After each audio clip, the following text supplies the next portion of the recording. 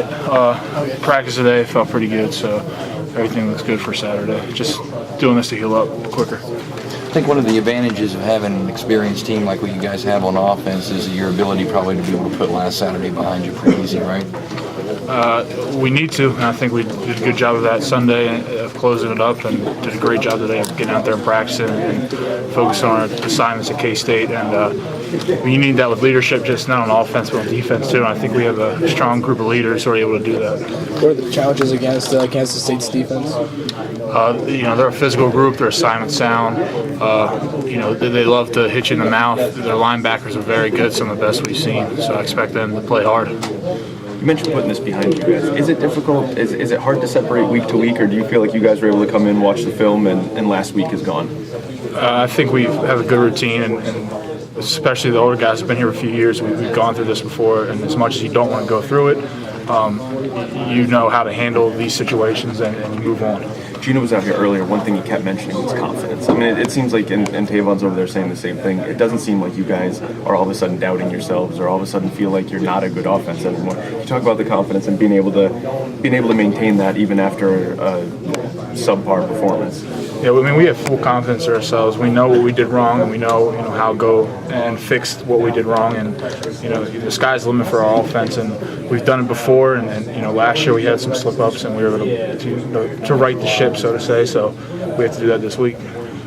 Energy level this week. Talk about how that is and how much being under the lights is going to be helpful since it's a home game and you're back after 2 long trips to Texas. The energy of practice was great today, great Sunday. We need to continue that every week, whether we win or lose, and that's something we have to work on. And then Saturday, I mean, can't wait to have a night game out in your field. I mean, that's what you come here for. These games like this. I think they're ranked number 3 now, so having that type of team come into your house is always fun and exciting.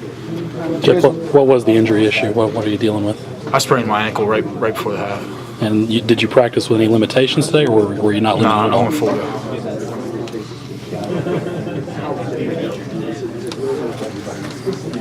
Do you look at this as a shot for redemption for you guys that maybe a win over Kansas State erases everything that happened last week and can, catapult you guys right back into where you were? No, it's not going to erase it. I mean, we have a loss on our record, and we have to learn from what we did and make sure we don't repeat it. So I think if you forget about it, you can make the same mistakes again, and we can't have that happen. So it's kind of important to remember that, hold on to it. I mean, do you use that as motivation then? I believe so. I mean, to know your mistakes and to learn off of them and to make sure, you got to move on from them. But you also, they're back in your mind, you remember them so you don't do it again. Jeff, what are you seeing so far from Kansas State's defense? They have 2, big physical defensive tackles. They're run stuffers. Their defensive ends are 2 speed rushers to stop the pass. And then their linebackers are some of the best I've seen on film to date. They're a very sound technically team. They're gap sound. They run a lot of base like we saw last week, and we just have to go out and execute better.